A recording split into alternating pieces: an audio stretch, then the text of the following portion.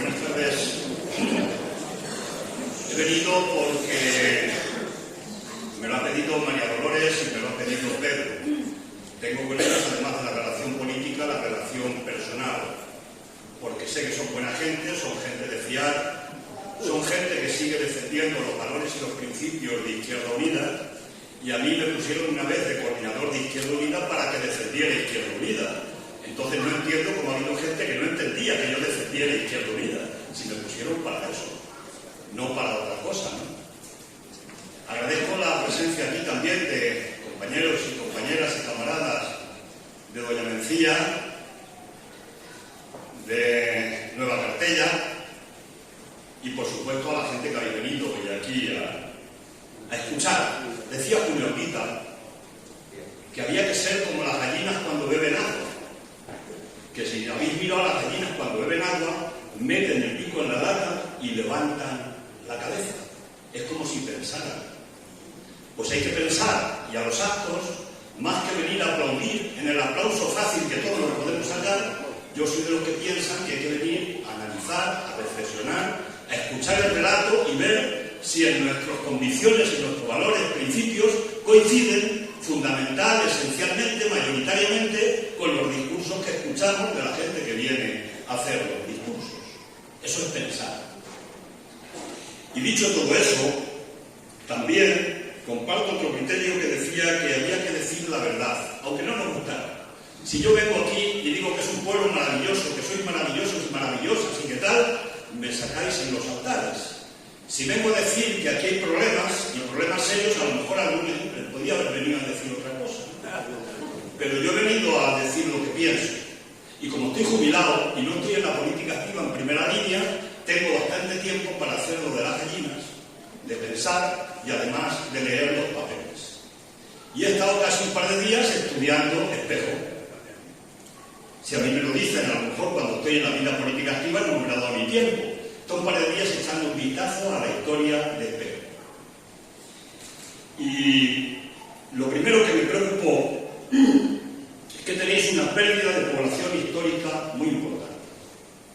Y la pérdida de población que tenéis en la década, en los 20 años, del 60 al 80, es la pérdida de población general que tiene Andalucía, que 2 millones de andaluces y andaluzas emigráis fundamentalmente a Cataluña.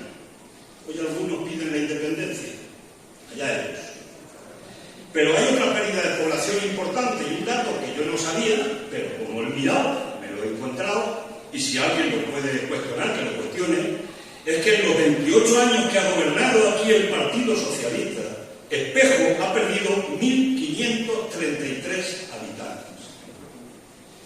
Y los 16 años que gobernaron los gobiernos del PC y después de Izquierda Unida, primera fase que después sabéis que ocuparon la alcaldía con un pacto entre Alianza Popular entonces y el Partido Socialista, porque el pueblo votó por seguir dándole la confianza al primer alcalde de la...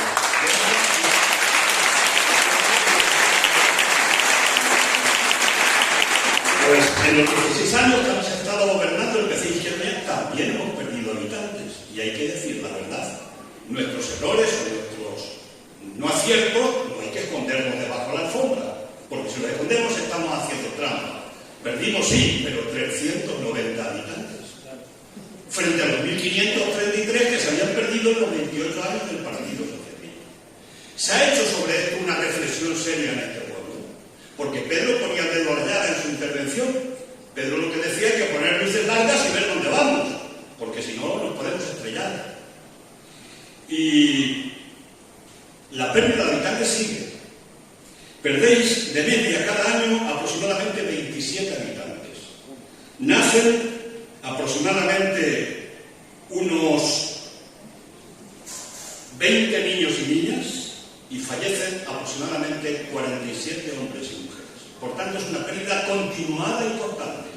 Y la primera reflexión que tienen que hacer los gobernantes, los futuros gobernantes, gobernantas de este pueblo es por qué estamos perdiendo habitantes. Pero no solo vamos a hacer una autocrítica, sino vamos a ver qué podemos hacer para no perder más habitantes, porque entonces a ver si nos vamos a convertir un día en parte de esa España que dicen ahora vaciada. Hay que pensarlo. Tenéis una población envejecida. Esto no está bien. bien que se diga, pero el 26% de los hombres y mujeres de Espejo tenéis más de 65 años. Es un porcentaje alto y muy pocos jóvenes. Solamente un 13% de personas menores de 18 años. Y ahí no hay proyección de futuro. La savia, la sangre joven, la vitalidad está fuera. Y por tanto hay que pensar en eso.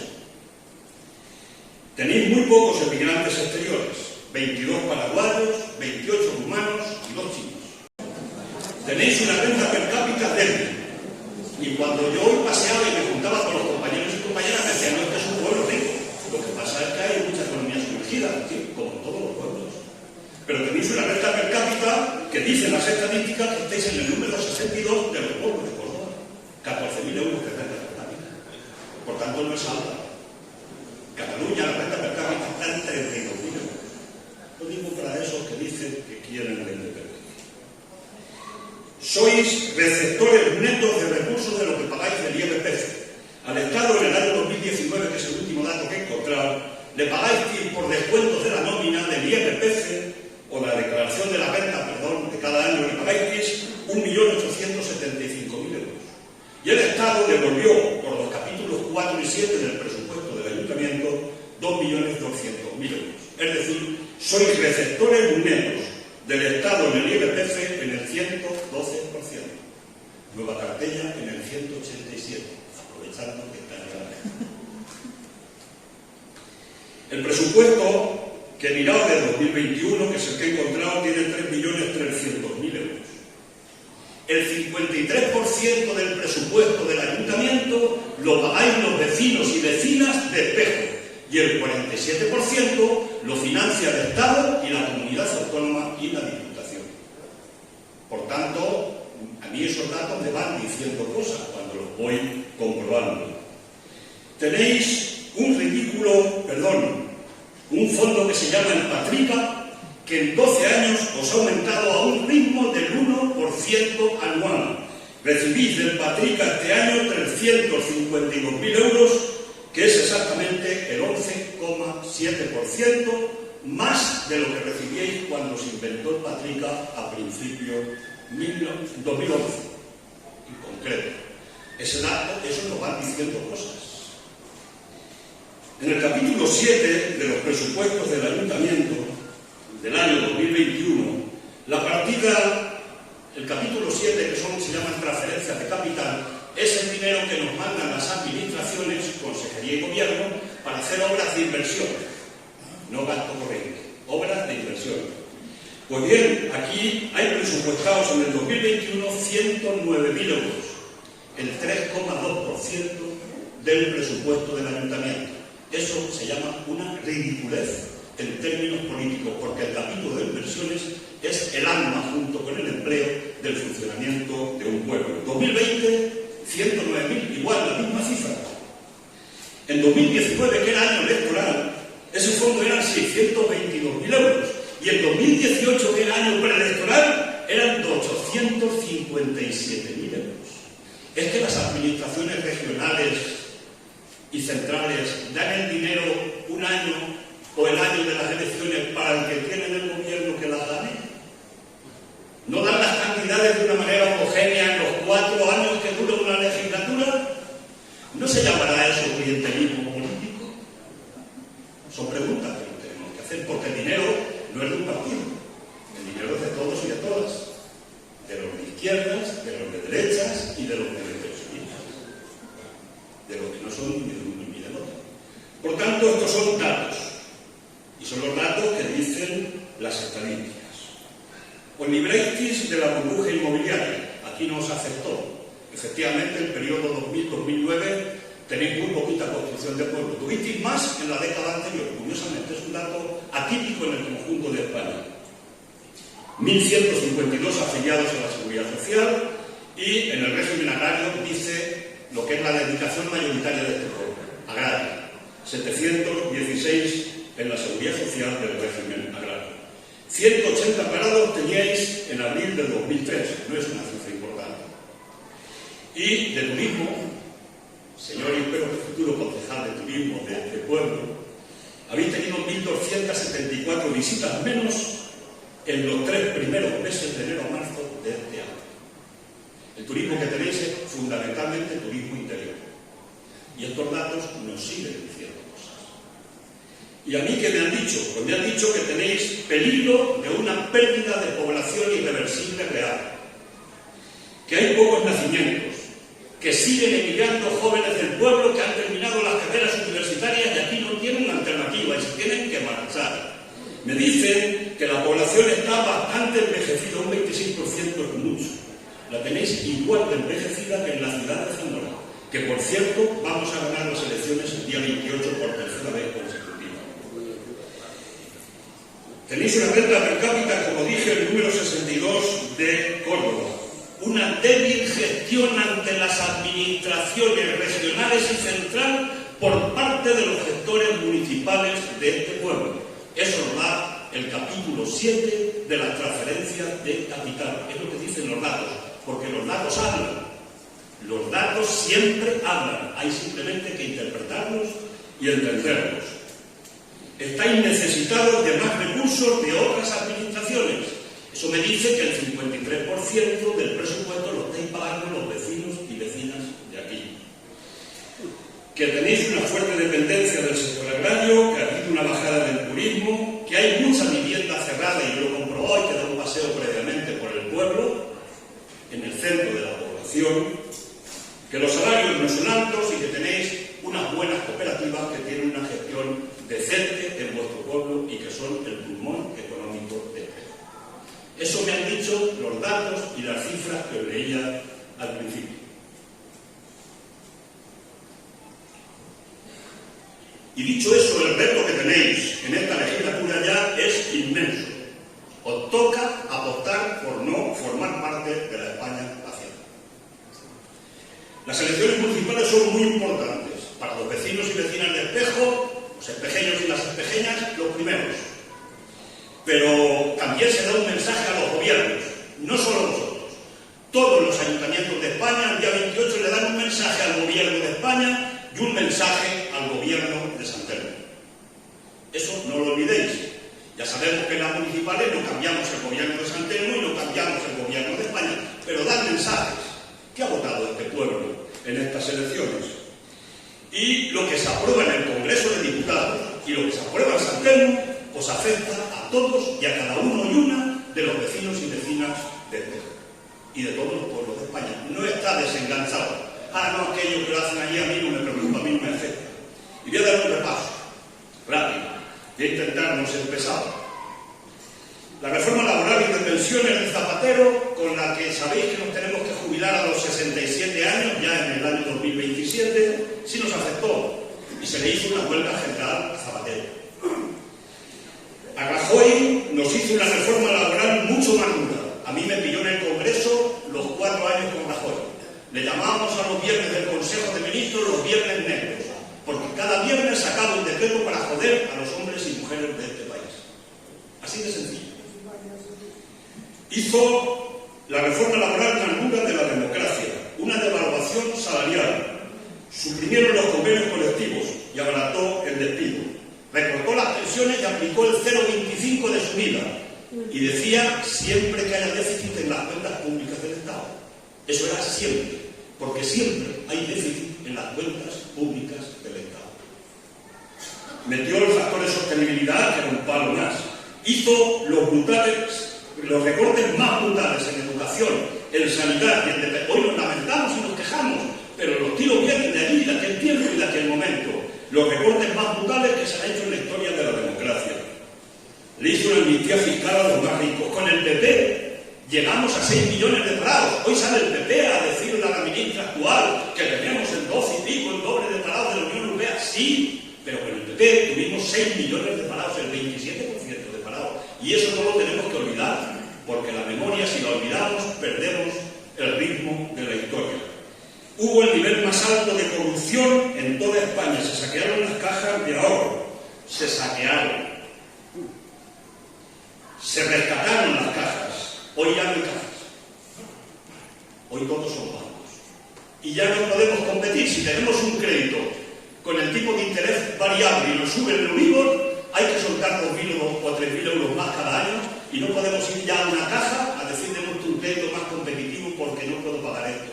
Ya no hay cajas. El 100% del ahorro se lo ha quedado la banca. Se creó el Banco Malo, se hizo una ley mordaza. ¿Sabéis por qué se hizo la ley mordaza? Porque en España había 35.000 manifestaciones en el año 2013 y para eso tuvieron que hacer una ley mordaza para quitar a la gente de las calles. Y en Andalucía sufristeis, y en toda España también, pero aquí especialmente, el escándalo de los ERES, que no solo afectó al PSOE, nos afectó a todos y al conjunto de la izquierda, la más moderada con la menos moderada o la más radical. Nos afectó a todos. Y el resultado fue un gobierno del Partido Popular, no entro en más detalles, porque son de otro análisis más profundo, pero entró un gobierno del Partido Popular con consejeros y consejeras de Vox. Negociaron 37 medidas: recortar los impuestos de patrimonio, aumentar la educación privada concertada, privatizar la sanidad pública, debilitar el sistema de pensiones, etcétera, etcétera. Fue el acuerdo de las 37 medidas que hicieron en el primer gobierno de la derecha de Andalucía. Y ahora os toca volver a aguantar y a resistir 4 años de un gobierno con mayoría absoluta del Partido Popular. Si a mí me dicen que eso iba a pasar en Andalucía, que los señoritos andaluces, que los representantes de los señoritos andaluces iban a gobernar el San Telmo con mayoría absoluta, no me lo hubiera creído ni loco.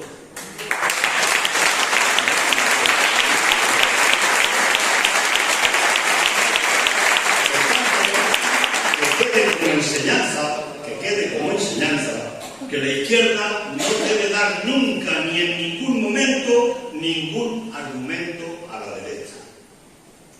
Y eso hay que dejárnoslo grabado. Y voy a contar una anécdota, aunque me pierda 3 minutillos más. La izquierda, en abril del 2019, se convocaron unas elecciones porque Sánchez no pudo aprobar los presupuestos del año anterior. Sabéis que tuvo que convocar elecciones y se convocaron para abril del 2019. Y este pueblo, España entera, votó mayoritariamente por la izquierda y nos dijo a la izquierda: formar gobierno, como queráis, pero formar gobierno. Y nos dieron los votos holgados, con mucha legitimidad, ¿vale? Pero no se pusieron de acuerdo en Madrid. Unos dicen que la culpa la tuvo Pedro Sánchez y el otro dice que la culpa la tuvo Pablo Iglesias. Pero yo creo que unos, en según qué porcentaje, ambos tuvieron que tener algo que ver. Lo cierto es que llegó junio y no hubo gobierno y volvieron a convocarnos a las urnas. ¿Y sabéis lo que pensaba la gente? Vaya tomadura de pelo. Les damos los votos sobrados, no montan gobierno, ya nos dicen que votemos otra vez para montarlo dentro de 6 meses. ¿Y si no lo montan también dentro de 6 meses? Es que el sentido común a veces sobrepasa las barreras de la ideología y las barreras de la izquierda y de la derecha. Y la gente tiene una cosa que se llama sentido común. Y finalmente se convocaron unas elecciones en noviembre y ya montamos el gobierno con todos. Todos hicieron falta en la izquierda, centroizquierda independentista para tener el gobierno. ¿Pero qué pasó en noviembre? Pues en noviembre es que perdimos 7 diputados en la izquierda, el PSOE y nosotros. Nosotros 7, perdón, y el PSOE 3. Perdimos 1.300.000 votos, que se dice deprisa. ¿Y sabéis lo más grave que pasó ese día? Que Vox pasó de 24 diputados en el Parlamento a 52 y hoy puede presentar el esperpento de la moción de censura que presentó nada menos que con Ramón Tamames en el Parlamento.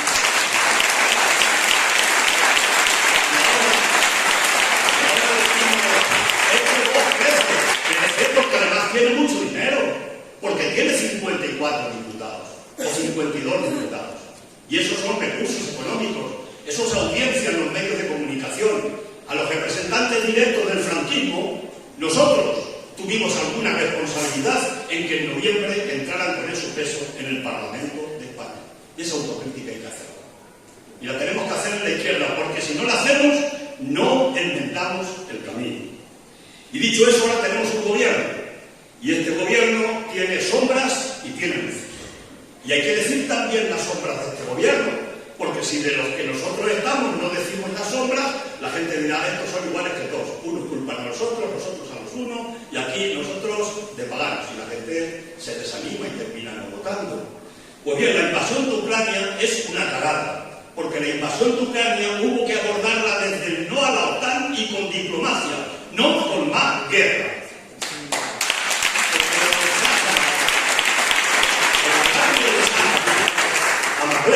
Es otra cagada, es un despropósito histórico, porque la ley de igualdad, que es una buena ley para la igualdad de la mujer, no podemos cagarla porque nos hayamos equivocado o no en alguna cosa. Cuando empiecen a rebajar condenas, al minuto 1 hubo que decidir, nos hemos equivocado, corregimos la ley y no pasa nada, y no dejamos 3 meses a la derecha que esté diciendo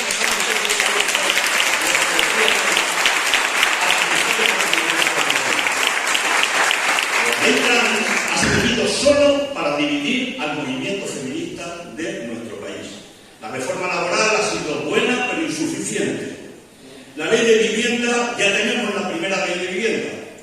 Dice Sánchez que vamos a tener 97.000 viviendas en España. Esperemos y lo veremos, lo juzgaremos cuando las tengamos y lo veamos cómo se hace. Pero en la parte de las luces hay que decir que la pandemia se abordó con visión laboral, económica y humana. ¿Os imagináis alguien que la pandemia le hubiera tocado gestionarla a Ayuso en España? 7.000 y pico muertos en Madrid, que además dio una instrucción concreta de que no los llevaran de las residencias a los hospitales y se murieran sin pasar por las UCIs. Si hubiera tenido que gestionar la pandemia en España, la mortandad habría sido infinita, no solo en Madrid, sino en el conjunto de España. Y eso hay que saberlo y hay que ocultarlo, porque ese es el PP. Hay que apuntar. Ya sé que en este pueblo el PP está muy bajito de límites. Hay que decir que el salario mínimo interprofesional es más decente. De 735 euros hemos pasado a 1080. Hay que decir que se ha roto el mantra de la derecha, es que si subimos los salarios hay que destruir empleo porque no se pueden pagar. Pues no, se han subido los salarios y además se está creando más empleo. Por tanto, el mantra de la derecha se ha ido al garete. ¿Por qué se crea más empleo? Porque la gente tiene más capacidad, más poder adquisitivo, consume más y mueve el mundo de la economía que mueve mucho empleo. Esto es cátedra, dicho por los catedráticos. Y además con los datos. Las empleadas de hogar ya pueden cotizar para el desempleo a partir del 1 de octubre. El ingreso mínimo vital ha venido para quedarse. Afecta a 500.000 familias y a más de 1,5 millones de personas. Y la ley de pensiones, por vez primera en la historia de España, apunta en la buena dirección. ¿Por qué? Porque cambia la dinámica de la política de recortes para resolver el déficit por la vía de los mayores ingresos, que es lo que veníamos defendiendo la izquierda históricamente y venían defendiendo los sindicatos. Mantiene el poder adquisitivo de las pensiones y mejora a las más frágiles. Este año nos han subido la pensión el 8%. No hemos perdido poder adquisitivo. Inicia un camino para reducir la brecha de género. Consolida por ley la aportación en los presupuestos generales por vez primera en la historia de una partida del 2% del Producto Interior Bruto. Es decir, este año el Estado pasa 19.000 millones a la Seguridad Social para pagar la nómina de las pensiones. Ya no es un préstamo, es un dinero directo de los presupuestos del Estado. Y la pensión mínima con cónyuge a cargo, apuntarlo, salvo que nos la vuelvan a robar porque cambiemos los gobiernos, en 2027 va a estar en 1.179 euros. Pensión contributiva con cónyuge a cargo, pensión mínima. Por tanto, ya superará los 1.080 euros que está reivindicando una gran parte de pensionistas en las plataformas.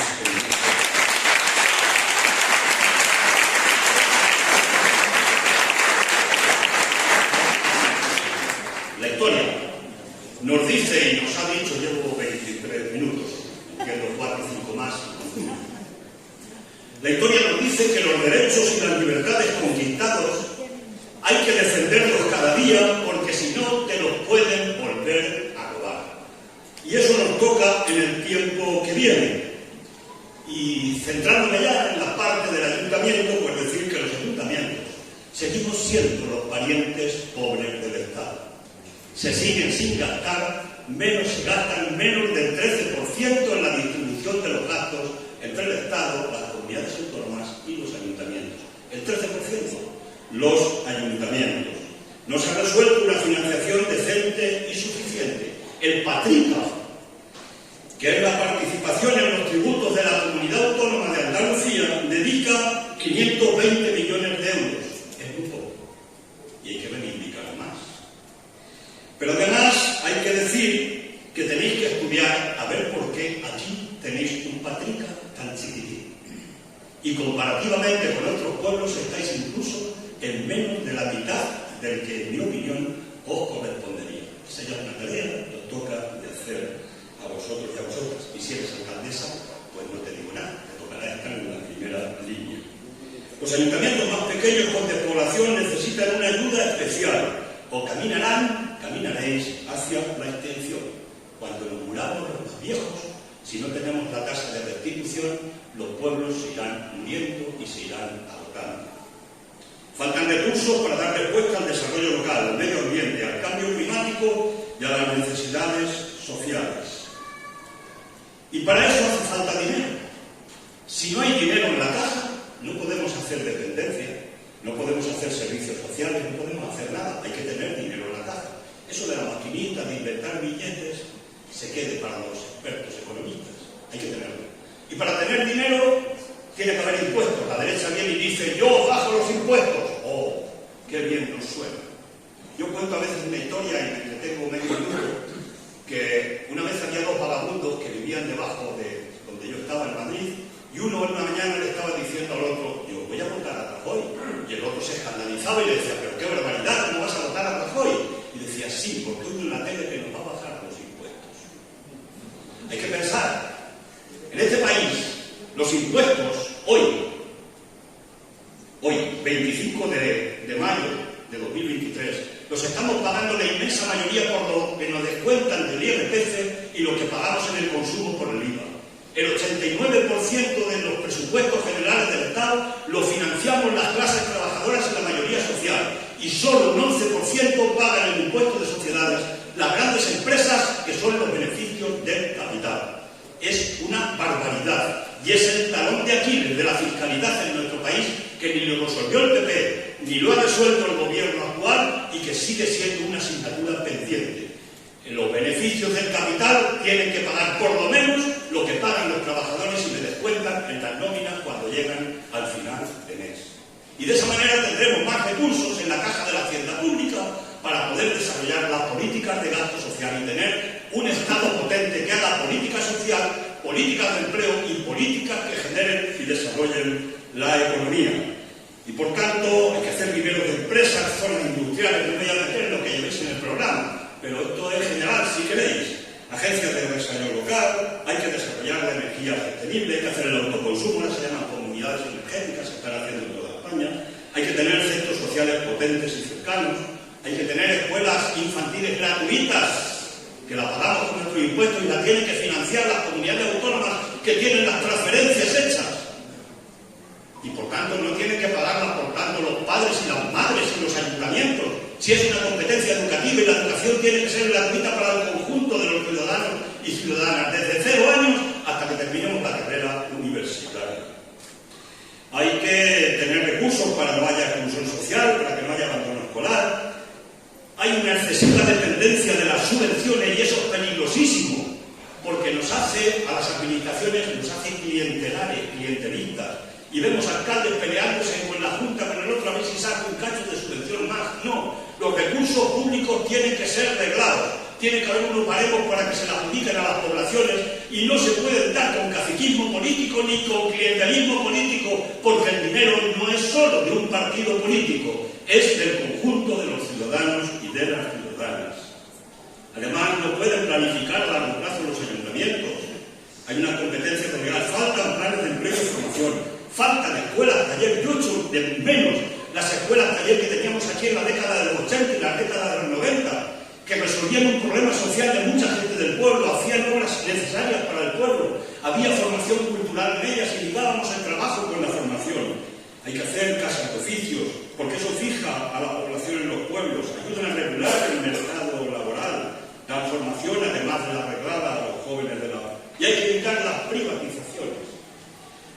se privatiza un servicio público de un ayuntamiento, lo peor ya después es volver a rescatarlo para el ayuntamiento, porque es un lío. Porque entras en conflicto jurídico con las empresas. Los trabajadores que la empresa ha contratado a dedo como para entrar en la administración tienen que entrar con igualdad, mérito y capacidad. No lo puedes hacer, lo rescatas, es un lío con los sindicatos, un lío. Por tanto, lo mejor es no privatizar aquello que somos capaces de gestionar y que el pueblo ha puesto en nuestras manos para que sea seleccionado.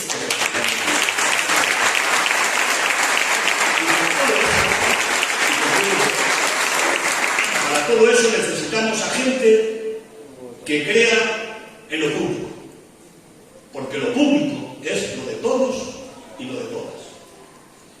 Necesitamos gente que gobierne con transparencia, con paredes de cristal, abiertos a la participación, el gobierno del pueblo, pero con el pueblo, que gobierne con seriedad y sin populismo, que el programa se haga con la propuesta en una mano y la calculadora en la otra para no hacer demagogia y prometer cosas que no podemos cumplir, porque eso lleva a la frustración y al decir son todos iguales.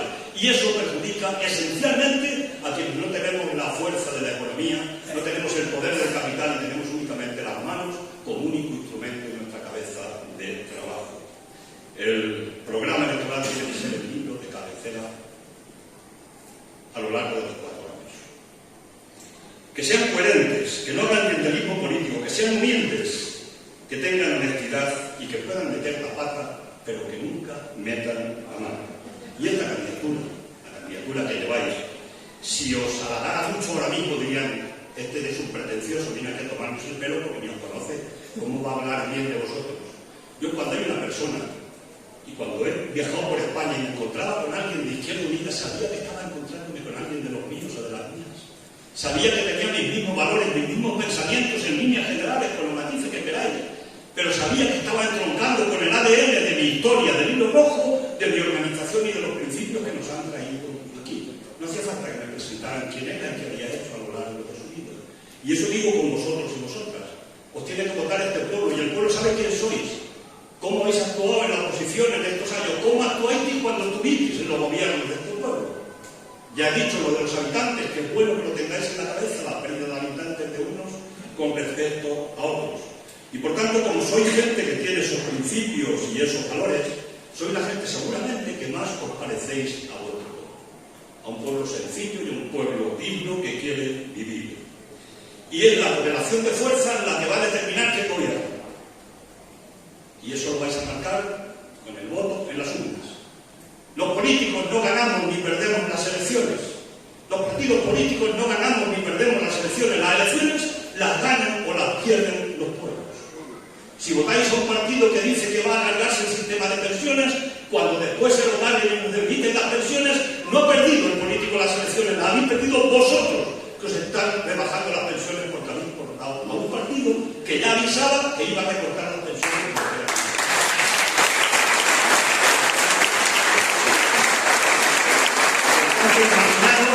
Rosario, creo que jamás decir a Rosario, suena mejor que Zaria que el nombre, y a su equipo en la alcaldía. Trasladarle a la gente que a quién le gustaría tener sentada o sentado en la silla de la alcaldía, en este caso sentado, y que se hagan ese análisis. ¿Qué personas van a tener más cercanas para cuando tengan un problema llegar y llamar a las puertas? Bueno, pues Rosario y su equipo están ahí, ando al paso y han tirado para adelante. Hay que ser valiente para tirar por Izquierda Unida para adelante.